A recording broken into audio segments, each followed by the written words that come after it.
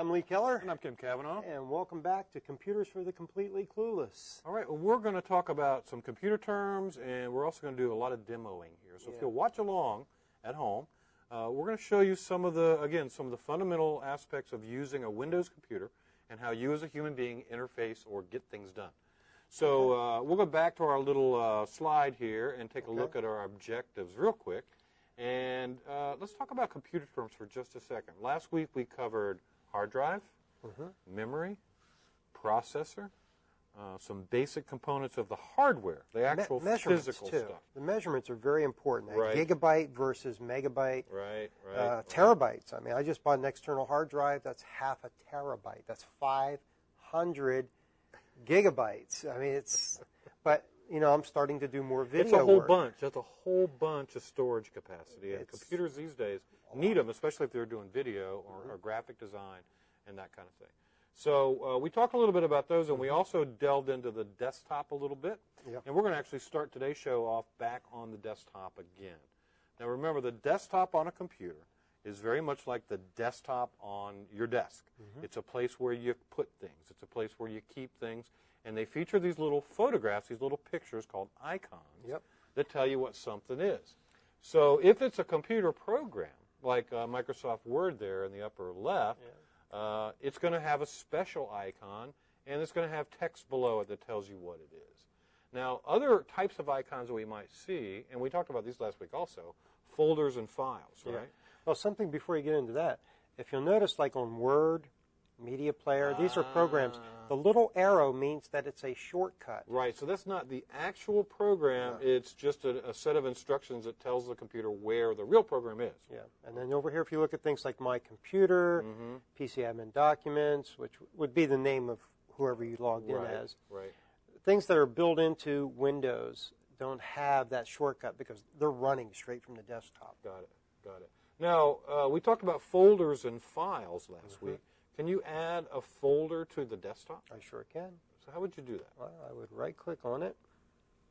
Then we go down here to New. Okay, so you want to make something new. You know, something that's funny about, that when you right-click on it, you never know where that window is going to pop up sometimes. Okay, now that takes a little while to come up, and then I just go up here to New Folder. Right, now people sometimes, and I'm this way, I do a lot of work on my desktop. So again, just like a physical desktop, I might have a working folder there that's got some project that I'm currently working on. Organizing on your desktop or in any other folders, very important, because after a while you can make this into quite a mess. Well, that's typically what mine looks like, just like my physical desk, as a matter of fact.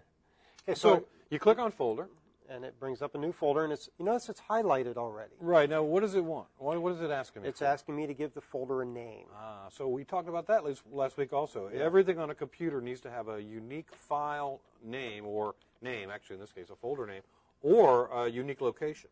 You can actually have folders with the same name, but put them in different places, can't you? And sometimes people get really confused about that. You can't have something with the same name in the same location. Right, exactly. So I typed in my data files, and I hit Enter. Okay. And now the little box has changed. Now, if you double-click on that, Lee, to open it, there's nothing in here. There's nothing in there. But I do have a link here where I could make a new folder in my folder. So a subfolder. So let's say that, a student, for instance, wanted to create a folder for their language arts class. Okay. They could do that. And then inside their language arts folder, they might have folders based on projects. So, American history essay might be inside their language arts folder.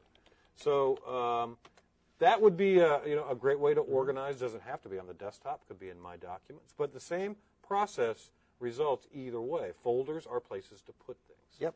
Okay. Let's go.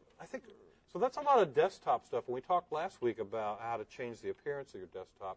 But let's move down to the left. On a Windows computer, another very important human interface object is the Start menu. Yes, and it's always a subject of a lot of jokes because when you want to quit, you got to start first. Well, you wouldn't need to quit if you didn't start. Yeah, but you actually go to Start to quit. Quit, then yes, that's confusing. It is confusing sometimes. All right, so what is the Start menu? Just to describe that. Start menu is really cool. It's sort of like a beginning spot. Start, begin. Okay. And it's where you can launch a lot of things. There are always things at the top. Like up here, it shows you who is logged into the computer, and we're logged in as under name of PC admin. Right. And Internet Explorer, certain functions that you use regularly of Windows. I think the way Windows works is you're always going to see your web browser and your email program up in that top part of the Start menu. And right now we don't have an email program set up, so it doesn't appear. Okay? Okay, then it's going to show the last, in this case, 10 programs that I use. So it keeps track.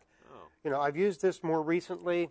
My most recent programs are going to show up on it. So a lot of times if you're doing a work in a similar or the same program over and over again, all you have to do to get to it is click Start, and you'll see it right there. Yeah, Awesome. and I've lost programs, couldn't find them, and this is the only way I've been able to go back. Great. But what about all the other programs that I use? How would I get to those? We go down here to All Programs, and another box pops up for us. I see. So I see. It's almost like a little breadcrumb trail that you have to follow. And you can see we can go through here, and it'll open up. This is almost like a folder. Yep. It's a picture of a folder. Well, literally they are folders. They're system folders, and notice that the picture is a little bit different on that folder than the one we made earlier. And you notice we can run out there multiple levels. Right. Some of them will go out more than that. There's a little arrow pointing to the right. Again, these are all human interface items. What does the designer do to let you know what's happening? The little arrow tells me that when I put my mouse on that, something else is going to fly out to the side.